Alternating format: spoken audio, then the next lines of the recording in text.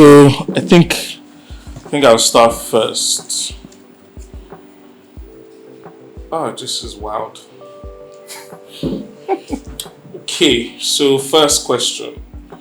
Who did we think we could realistically reach first and why? Honestly, I think for me, so in terms, I think in terms of like when we started GetEquity, right? Who did we see as our target markets? Oh, okay. I think I'd say for me it was tech bros. One first being a tech bro, right? Wait, why? We used to fight a tech bro, but it was also the fact that I think when we started GetEquity, the first people who were willing to try to invest in other startups, right? Like everybody was building a startup, and most people were trying to invest in their friend's startup. Yes. And to be honest, tech bros were the ones that had the most disposable income at the time. I don't quite agree. Maybe because I was a customer and I was the ideal customer, yes. The mid-level manager who is making in what industry? Okay, in tech. Still. Exactly. Okay, you know when people say tech bro, I tend to think of the core engineering guys. I don't know. I struggled with seeing myself as true. The tech. But you be tech bro. What about you, Toke?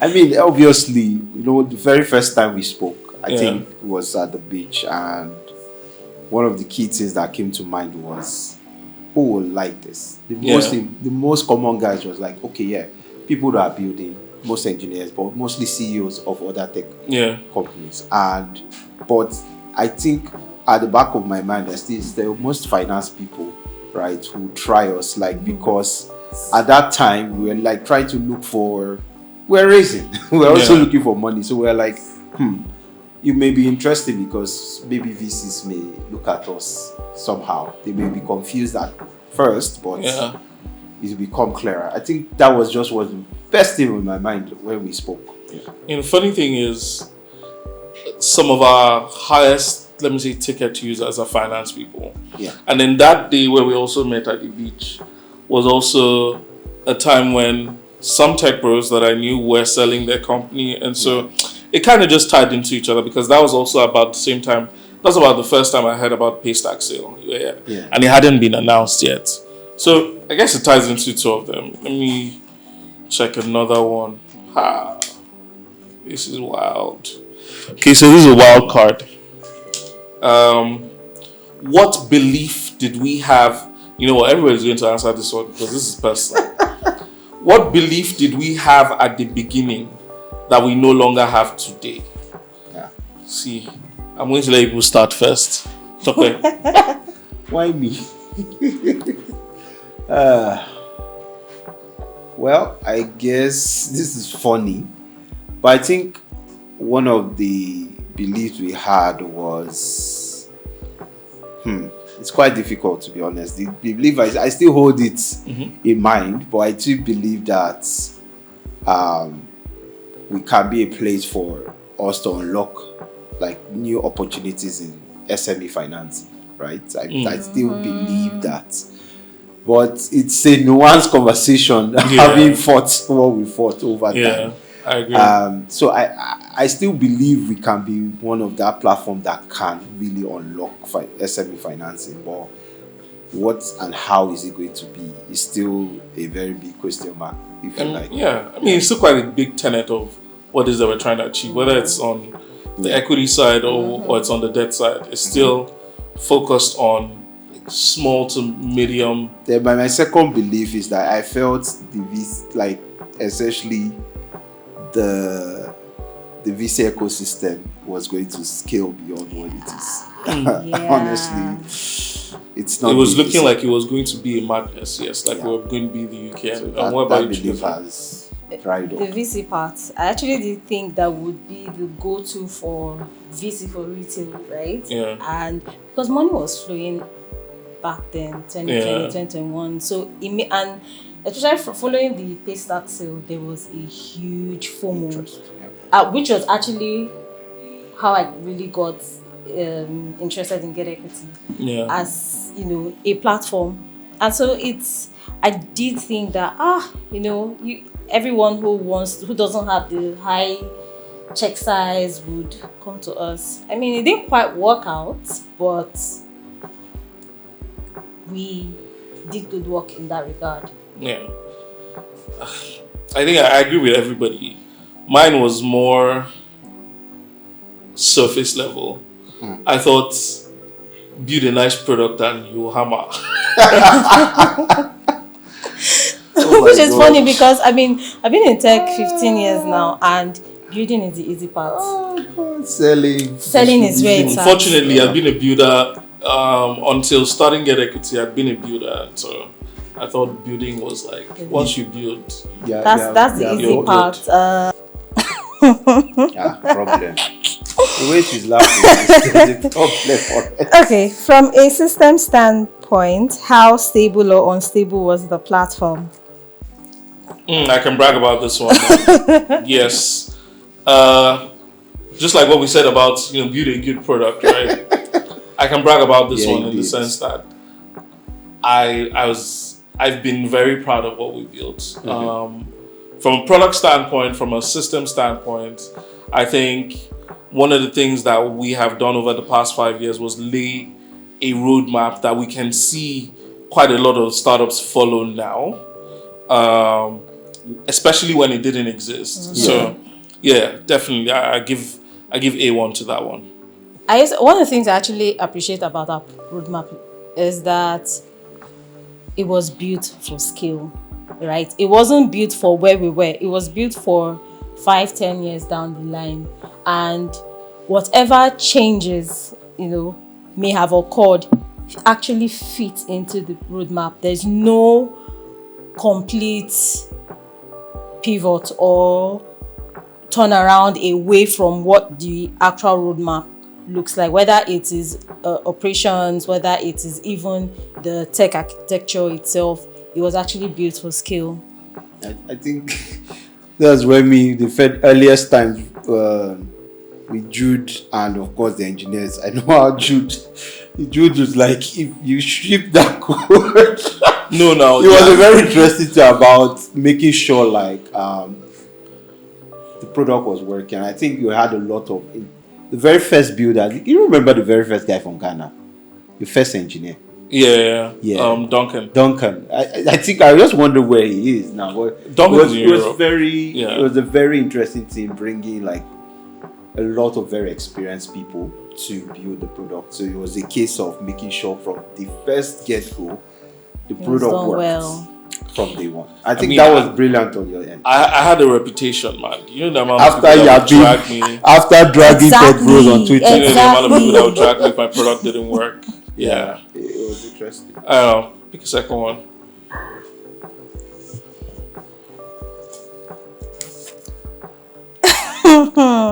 Okay, I think Tope, this will probably be for you. Or even Jude, what did it take to convince companies to list or raise through us? Oh, wow. Starts out complete. That's interesting, it was actually. Very interesting. Now that I think of it, right, we had to move the launch date. We had to move it back, or do you call it forward? I don't even know which one to use in this instance. Yeah. But basically, we had to move it by, I think, about a week or two, because two of the startups, two companies that we wanted to list backed out. And one of the founders at Jackpot, and then he was just like, he's no more doing it again. Yeah. And I think the second one, they just weren't ready yet. So we ended up listing them maybe a couple of months later. But I think in that was probably one of the best periods to come out as a startup, right? I think quite a lot of people had been building. And the moment the Paystack acquisition was announced, it just felt like it opened the floodgates. Everybody wanted to be the new Paystack. And so there were quite a lot of, and it wasn't just that there were products or companies starting up. It was also the fact that they were very interesting companies starting up, tackling some of the craziest things I could think of. I remember Nguvu and mental health. I remember Fluid Coins and like payments via crypto, as at the time when it wasn't even a thing. Market, and now you see, this is 5 years later, and are you even an IMT or startup if you're not talking stable coins, right? Yeah. These were people who were trying to tackle problems that were far ahead of where they were. And with Nguvu, mental health was just starting to, talking about mental health was just starting to become a thing. And now I have almost on a daily basis someone ask me, I want to get tested for ADHD, or what therapist can I see?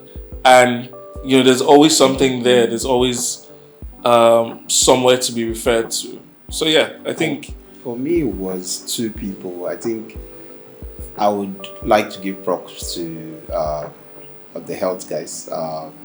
To basically, when I started discussing this, I think the power was that everybody was at home. But the second thing is that, I mean, Big Brother used to spare 5 seconds, which is called on Twitter, after fighting Twitter, to talk about what we're doing. So we kind of, we started just make sure that we were talking about, we were trying to look for great companies. So I created a simple Google form. Hey, I'm trying to just get to know a business. And I think that is when I met Ade Mola, and I then of course met Larry of Fluid Coins. And I did instantly what they're trying to achieve, right? Beyond the fact that it doesn't exist. And I felt like a similar business like us that didn't exist, we basically were finding things could make sense. And so convincing them was a case of, it's very risky, but we didn't. I think the good thing is that we didn't hide, or we're very fully transparent on, there's a high chance this will not make it. There's also a high chance that we are not just 100% sure of everything, but we'll again figure it out. And we are blessed because at that same time was where our superstar finance guy, as you know, maybe we'll not keep his name out, but he was at the back end really helping us fine-tune our readiness, our due diligence. We found people from VC, from PE, even come to sit down with us to look at our due diligence process. I think it was just a label of people loved the idea and they just wanted to help us. So kind of seeing that attraction kind of also attracted businesses. And for me, one of the key things that I launched, I think Trade Lender, when they came in on our platform the very first time, was a very interesting thing to see someone trying to help people in the market. And for me, it was like, yes, this was my opus. I was really proud that we could find a lot of people attracted to some of all these deals. Yeah. And of course, the ones that, I think it was also because we were investing in very interesting causes. Economy came in and it just kind of blew up the entire thing. It blew up the whole system because women banking, women supporting women. I think and that ended up being like our biggest raise also at the time.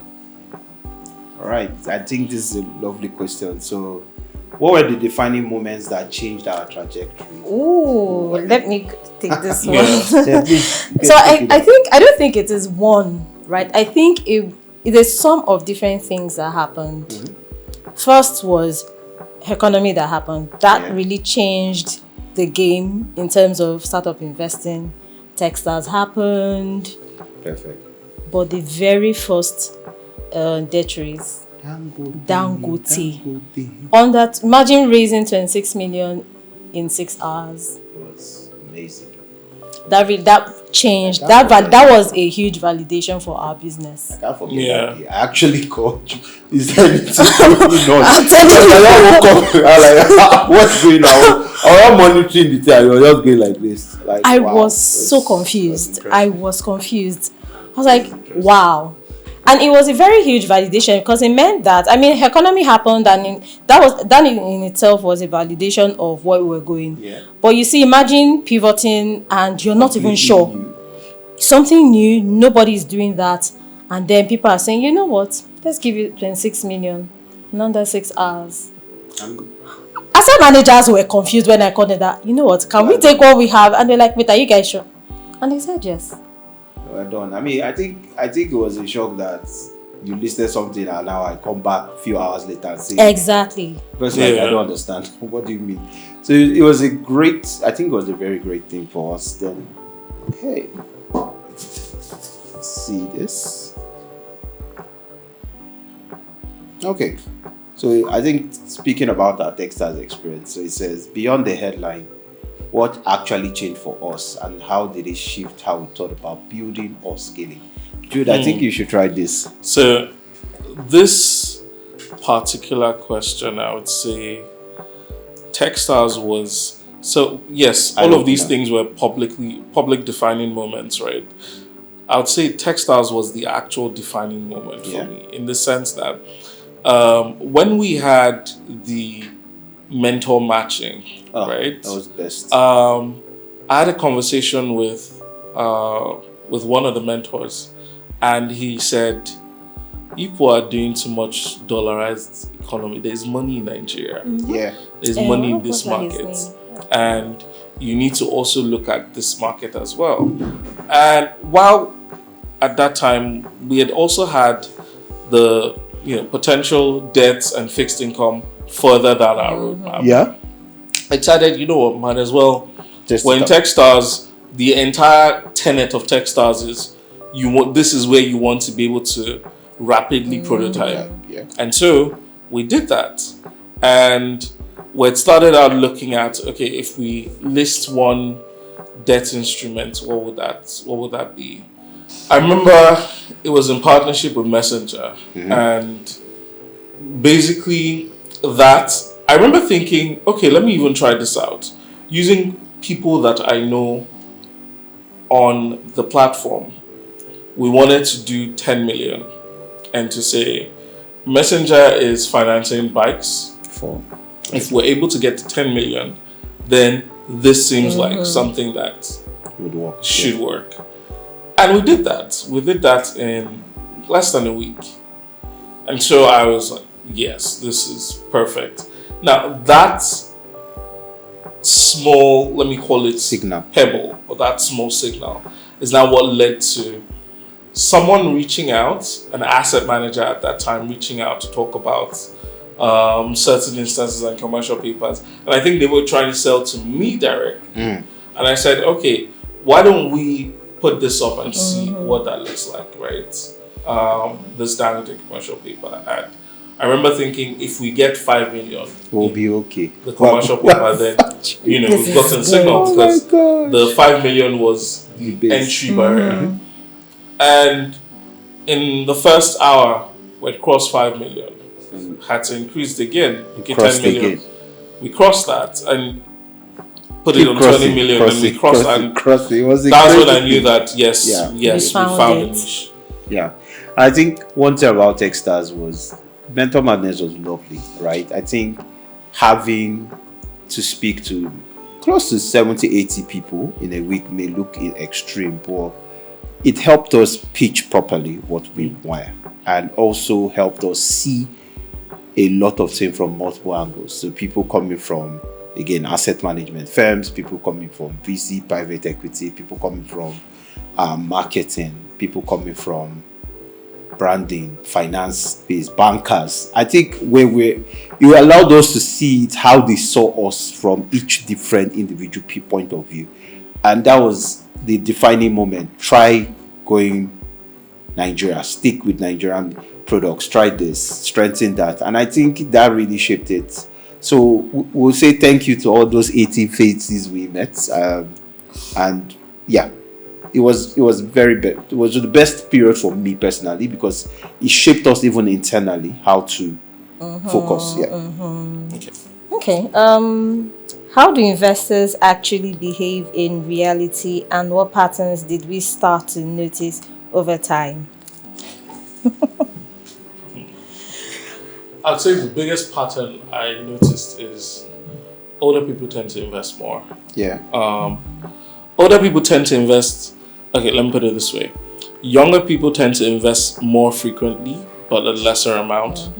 Older people tend to invest in bulk, right? So very high tickets, but lesser frequency. And I think the sweet spot that we've seen now is the average high ticket investor is someone between 34 and 45. Yeah. And I mean, I have my theories around it, but so far, that's one of the things that I've definitely seen. But I think it's also very interesting because when you speak to customers now, or you speak to the board that we work with, initially there was that hesitation. Now people are asking for, hey, we want long-term deals, we want bigger tenures, longer tenures, more instruments. I mean, CPs were none, but now they want to go into more financial deals. I mean, they even bring up the names for us to say, do you go into the right? I'm like, wait, hold on. Like, I think it's interesting that our customers are maturing. They are also learning. They are not just, I'm happy because it's the make of the people. They are all in finance. So they also do their maths. They are talking to us. They are saying, oh, we would like to look for this type of options. And so it's even giving us more riches because I'm guessing they are getting smarter and we want them to more be. We're actually achieving what we set out to do with them. So, yeah. One of the things I've noticed is that GetEquity customers are using the platform to build investment muscle. Yes. So, which is where you find that, I mean, returns are great, but that's not why they are coming back. One of the things that I have realized is, I'm supposed to get my money on this particular day. I've gotten my money that day. And then 9 out of 10, they're investing that money. Yeah. They are reinvesting it, right? So they're using GetEquity to build investment muscle, learning what it means to invest, to put your money aside long term. Yeah. Exactly. And that's also because we have also built trust over time. Mm-hmm. Do you want to? Okay.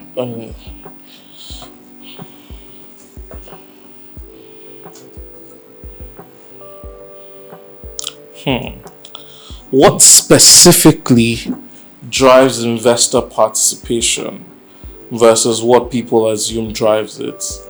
What do people assume drives investor participation? I would say maybe interest rates. Yeah. But I think what specifically, because weirdly, even though yes, I've seen some ticket investments or some high ticket investments in interest rates, weirdly, I think people are a lot more comfortable with to start with first with names that they know. Yeah. Until they trust the platform, then they're able to go with certain things around that. Names, yeah. I've started to see a niche across investors now where there's certain people that invest in certain type of deals. It could be deals around agro. It could be deals around that are real estate adjacent. I think our least investment so far is real estate adjacent investments, which surprising to me because I actually would have thought, a lot more people are looking to invest in like real estate and land. So, I mean, I still have theories around some of these things. For example, one of them could be the fact that when people want to invest in real estate, they want to invest in actual real estate that they can touch and not something something necessarily digital. But we'll see. We'll see. I think just to finalize is the fact that many people, because they're in finance, they kind of know which essentially products or deals are interesting to them. So I feel that it's a bit more personal in the way we've seen investors do things. They are no longer, like, some of them may stick to finance, some of them may stick to only technology type opportunities.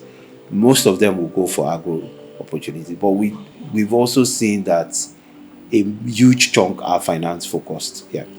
I do, and I think I can explain why that's because in investing we have real returns and nominal returns, right? Nominal returns what you see in that number, but real returns are compound.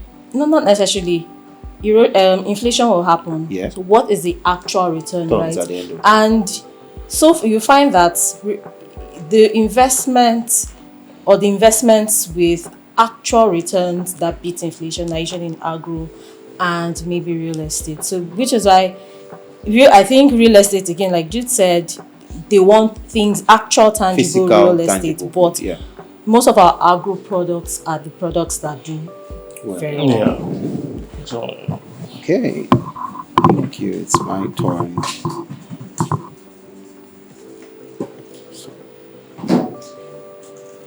All right. What will you say builds trust structurally in a private investment platform? long story short, Don't- let me get my money back. Exactly. Simple. I don't think there's Predictability. anything more than that. Just make sure their money no loss, and it's it. I mean, there's something that I like to say: return of my money beats return I want to sleep on well my at money. night. Don't give me returns if things are bad. Just let me have that. And I think one of the things that we've been able to do is to ensure predictability. Whatever happens, you are getting your money on set day, right? And that's one of the ways to build trust in an investment ecosystem. All right. Oh, what forced us to rethink how the platform worked? I would say risk, especially 2023, currency devaluation, currency arbitrage. In fact, basically, everything tied around currency fluctuation, right? And that tied back to the conversation, or tied back to what we talked about with the Techstars mentor, because I remember they'd asked, what is your biggest problem right now? And they said, the currency is currently moving Swing haywire, we can swing anyway. And he said, why don't you just look at local currencies? I mean, it seemed like something so much common sense, but we'd been because we'd been tailored a certain way, it involved going back to rethink the entire thesis we came up with, which was, when you raise money in US dollars because your investors are from different parts of the world. Yeah. I think 23 was a very I think you mentioned it prior, because it was the year that we tested our everything. It tested us to the limits, and I guess that we pulled off comfortably from it. Not Yes. comfortable, like we pulled off and we soared. I think it's a lot of lessons. Personally, for us, was going back to risk regulations, compliance, which we stepped up marketably, improving how we talk to customers, communication very critical. But yeah, I think at the end of the day, those are the building blocks that happened. It sounds nice that we can't say it, but it wasn't funny 23 really for when it happened. Yeah, Chigozirim. I think one of the things that also forced us to rethink how we approach things is our customers. We had customers that wanted their money back, in terms of, okay, if I invest, when will I make money? And yes, the opportunity came, but their response to our pivot was something, and we adapted quickly, right? Yeah. But their response, them knowing that, invest this is forward, and back then CPs were 180 days to 70 days. I've gotten my money back. And then they put in more money. That response really, we were quick to really adapt to what they wanted. We understood quickly that our customers want returns, and they want the returns fast. That was a very interesting period. Yeah. So I guess maybe you can pass it on, because it's stretch. Whoa. So teach this for you. Operationally, what was inefficient or unsustainable in the first model when you joined us? We were involved in everything. When I came in to GetEquity, we were very founder dependent. Yeah. Very. But one thing I always say is growth exposes every weakness, which is a good thing. How you know you're growing is when things are breaking. Yeah. And things started to break. I didn't panic, because I knew that meant one thing: we're scaling and the business is growing fast. So it is now for us to adapt institute more processes or refine existing ones. And we are at the point where the founders don't necessarily have to be involved every single day in every single process, because everything now has a life of its own. The staff have, owned every process that they are responsible and accountable for. So we don't necessarily have to be involved day to day. That was one thing. Things were breaking and breaking. That's one of the things. Things were breaking, right? And that's how I knew that, okay, we're at that point where we are scaling really fast. The business is beginning to outgrow where we currently are. We can't keep leaving things in our head. Say, oh, I need you to do this because he's the only one that can do this. Or I need Tope to do this because Tope is the only one. It's now to set up a process where neither founder has to be 100% involved. People will now own that and they know what they need to do. Okay. Pick this one because it's... What do people still misunderstand about private markets? You think this is a very loaded question. I'd say from my speaking with people, especially when they compare to like stocks and the stock markets, I've had a couple of people ask about CSCS. I've asked a couple of people talk about I think the biggest would be in terms of how liquid it is. Ideally, the public stock markets are usually much more liquid because we're starting to see some issues now on the NGX too in terms of liquidity. But when you speak with a couple of people, they typically, from how stocks have always worked, I expect if I sell company A stocks within the next 15 to 30 minutes, in fact, worst case scenario, 24 hours, I should have my money in my bank account. But with private markets, it's usually on a case-by-case basis, and it depends on if there's a willing buyer on the other side who has bought from you. If not, it stays hanging for quite a bit. I would say that is the biggest issue. So beyond also beyond liquidity is also the case where everybody sees shares, right? Stocks, they buy shares, but then that's not the same thing with private investment, because some are debt, some are investments. So some are also different types of debt, or a mix between, right? It's a promise to pay agreement. Some are pure debt loans. Some of them are by nature given as a guarantee or as a security or a bond, because bonds are not again the same thing as stocks, but everybody in their mind shares. So you have to sit down to really break them that, okay, there's fixed income, there's debt notes, there's bonds, there's your real estate, the land, but then there's also fractional real estate, which is a real estate investment trust. There are just so many different things. There's gold, there is I think the usual ones, crypto, but all of these fall under alternative and private, so they are not exactly the same. They are very unique by their nature and approval. So having to break that down is also very important now. I don't know. In fact, I think that by the very nature of private markets, I mean, you can't attribute the price discovery that goes on in public markets to private markets. Even information is asymmetry. It's private markets by their very nature don't have that kind of openness or access that public markets have. And it's not just limited to our markets. All over the world, it's the same thing. So I think it's people having to be much more, maybe do some self-education just to understand how that works, to be informed a little bit so that certain questions are not asked. Because like Jude said, again, willing buyer, willing seller. You sell your investment on a private exchange unless you have to have access to some serious liquidity to be able to get that money back, or I mean, then again, as long as you believe in what you hold, that's the truth. Exactly. All right, who wants to go? All right, I guess she will. Oh, Tope. Yeah.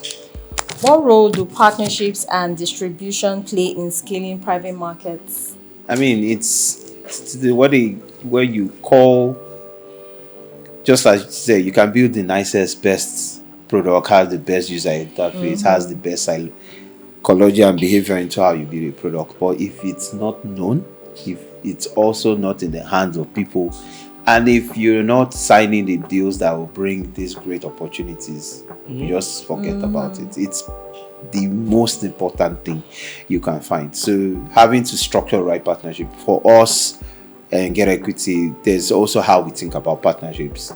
I think we've also been lucky by the kind of partners we've had who have the same thing they want to offer this to openers, retail investors. So we always look for people who have that thinking in mind. How do we create access to retail investors, right? Yeah. And I think speaking to one of the CEOs, he was like, retail is the future. They know, right? But then if you keep creating and saying, oh, I'm building a product for HNIs, the truth is, how many HNIs will exist? Exactly. How many? It's getting limited. I'm not hearing billionaires being minted in Nigeria as before. So the truth is that you keep having to open more opportunities for us. So I think partnership has been very critical for us, but also how we take that to market, which I think we are mostly always aligned in the team. Yeah. Mostly always, I see. Mostly always, because we've had, especially when we're trying to explore, we met partners that we just knew that these guys were looking to take without giving back, exactly, in return. So which I think you typically see those. You see those everywhere. Actually, shout out to Quadras for that first step. Honestly. Mm-hmm. In the very first instance. But yeah, I agree with that. Jude, what infrastructure is still missing in African private markets? And what role do the firms like GetEquity play in the future? I guess this is where you've seen it from. So I think the private markets is, right now, I'll call it think of it like Lego blocks, right? And you have the core of it, which is basically putting liquidity to investment products. But within those, there are other things that you can add on top of it. There's, for example, what we've been able to do with Carrot Credit, which is credit. And it's mind-blowing to me, this is as far back as 4 years ago, that I have investments, but when I need cash, I need to just go liquidate my investments. It didn't make sense that I couldn't use my investments as collateral to get a loan. Because one of the biggest issues that, in fact, every lender has with this market is the fact that you don't know who's trustworthy, right? And so usually you need collateral. And so for me, it was, if I have digital collateral, you should be able to take that like digital collateral before. Yes, but there's always been, right? We've always had companies invest. We've always had people invest in the stock market. As far as I own my whatever shares in Guinness or whatever shares in GTB, I should be able to at least say, hold on to this and give me XYZ equivalent amount in cash. But I think it's a function of liquidity, though. Is it though? Because at the end of the day, there's a lot of lenders. Yeah. And right now, there's a lot of lenders looking for who to lend to. Looking for exactly who to lend to. They're looking for worthy. I'm trying to think of the word, but it's only worthy that's coming to my head. But credit-worthy people to lend to. And if I'm saying that I have this amount of investments, in fact, the fact that you've been able to, and this is what you see in what they call it, let me say more developed ecosystems, is the fact that when trying to profile you, there's certain things that they look at. Yeah. On the one hand, it's even the fact that, let's say, you constantly save up money. That's something that shows that you're able to have a discipline and stick to it. In fact, the fact that you go to the gym constantly is something that makes you credit worthy. Yeah. Because you have a discipline and you stick to it. And so things like this should tie into how you decide if I get a certain amount of money or not. Where it starts to become a question mark is that to what percentage of my collateral are you able to keep the money? And that's where that's the entire function of actuarial science, right? Yeah. Maybe 10 years ago, we didn't really see actuarial science as a thing. But now it's become a big thing. But a lot of people still look at it more from an insurance standpoint, which would then even take me to another third block in the form of digital insurance. Yeah. If, again, to a small there's a small chance that my investment in this, it could be VC investment. In fact, let's start with the fact that for the reason why people are able to invest a lot in companies in the UK, in the US, is not necessarily because I have plenty of money and I want to use it to explore. It's also the fact that if I lose my money, there's certain recourse that I can have. Yeah. Right? On the one hand, I can file it as my tax rebate. Yes. So the government is incentivizing me to fund innovation, because even if that money gets lost, I can just say, out of the tax that I typically would have paid, let's chuck this one into it. Right? And if the company does well and I get returns on that, those returns get taxed. Yes. And so the government kind of yeah. makes money out of it. So when you start to look at that, even from a digital insurance standpoint, it's the fact that insurance is saying there's a particular risk that I'm about to take. And to what point is it that I can cover myself against this risk? In fact, ideally, when you say I take a home insurance, it's saying, well, anything can happen to my house, fire, whatever, yada, yada, yada. What is a premium that I can pay periodically, that if anything happens, I get the value of my house back? Yeah. If we can do all of this with physical assets, why can't we do the same thing with digital assets? Maybe identity. That, because we're low trust society. The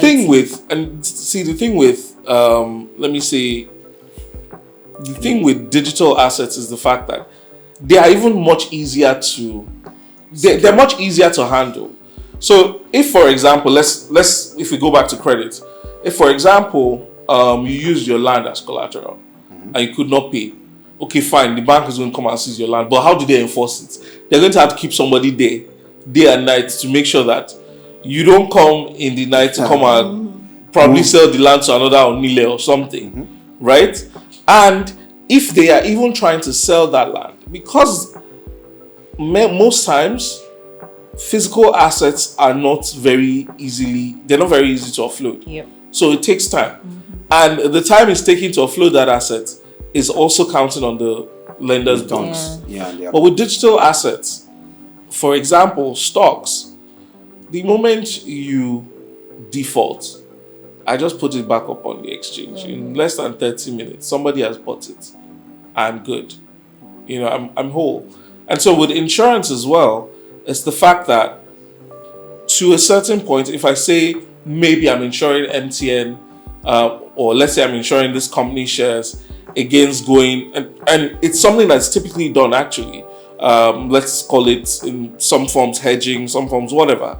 It's saying that I'm insuring myself that if the price of this company goes below this certain point, because I've been paying a premium and my insurer has already done their actuarial science to make sure that they've done the actuarial science to determine, based off the risk, the amount that if I were to keep paying on a periodic basis, if this company goes beyond this point, there's a certain amount that they'll pay me and I become whole. That is one of the things that brings in trust into a system. And that's what allows people to then be able to, let me say, endeavor on things that would typically be very risky. Because to a certain point, they've helped themselves reduce that risk. All right. Okay, this question. What really surprised you the most about building GetEquity, and what do the next 5 years realistically look like? Visionary. I would say this was a passion project for me. I always thought it would be a passion project. My biggest surprise was... Wait, sorry, when you say passion project? So for me, I was building it for me and my guys. Yeah. You guys didn't plan to make money from it? I mean, it was just something fun to do, right? And I guess what surprised me was the amount of people who found it interesting. Very interesting. The amount of people who were excited to use it. On the first launch, I think on the first launch day was about over 1,000 sign-ups. I was a bit confused because all I did about it was just tweet. I remember seeing that. It was interesting. I think realistically, GetEquity is a very I think it's just one of the key points is that we keep change. I think it keeps evolving.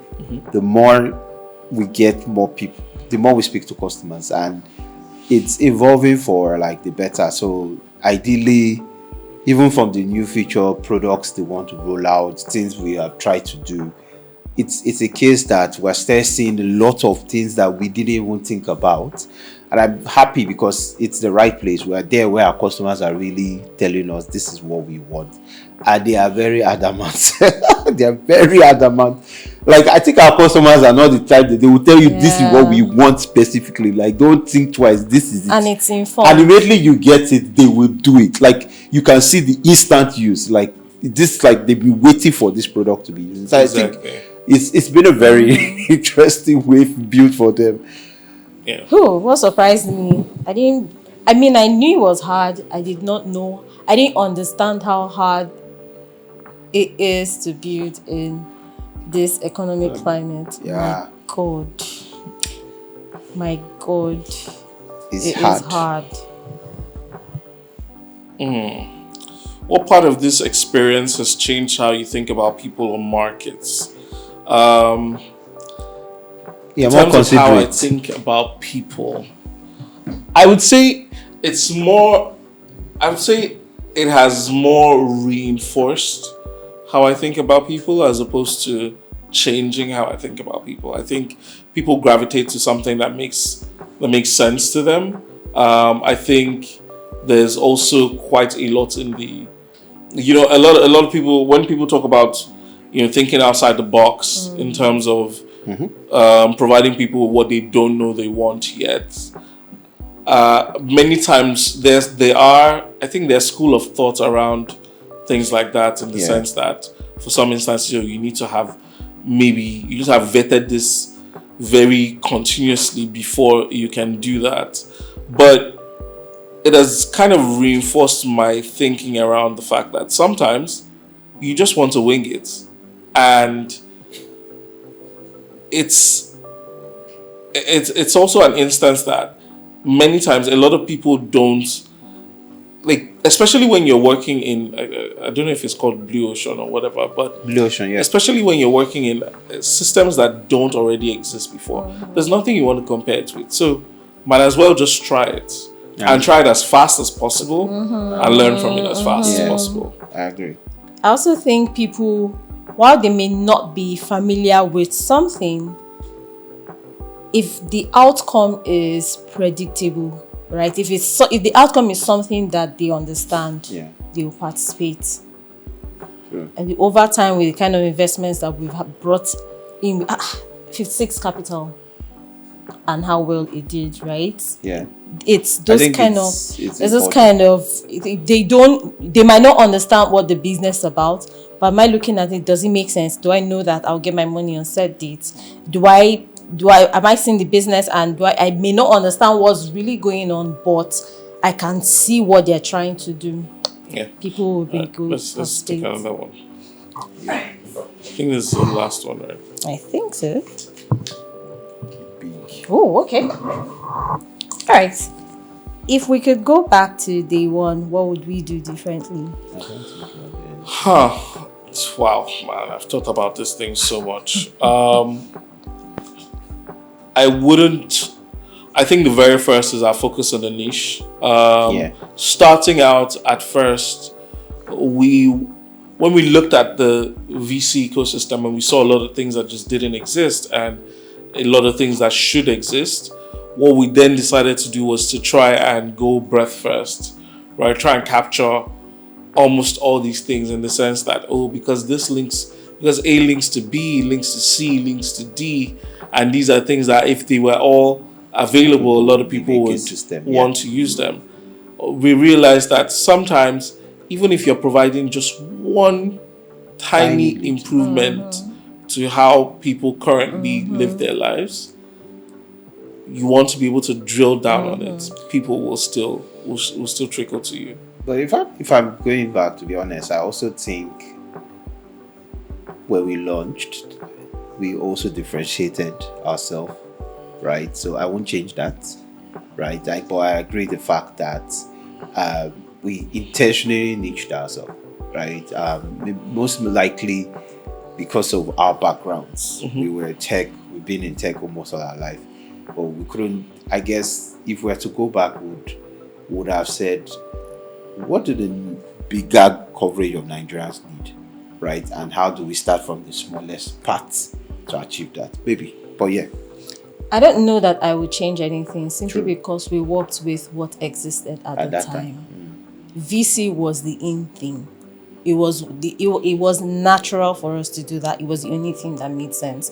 Debt investments wasn't a thing. At least it wasn't that we knew about them. Exactly. So I don't know that I would change anything. We did everything that we were supposed to do.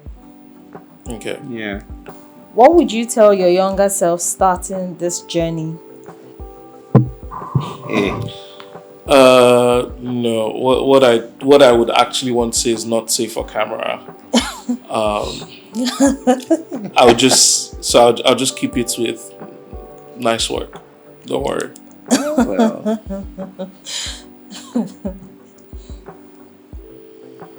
Go. Me. I don't know. To be honest, I think if I met myself, just imagine I flash time travel, I go back and I meet myself starting this. I'm like, you're about to start a crazy journey. Are you prepared for it? I think I would just tell him, like, continue, because you're about to do some crazy things and you're going to suffer, but you're going to really, really suffer, but you're going to come out stronger. So yeah. Don't do it.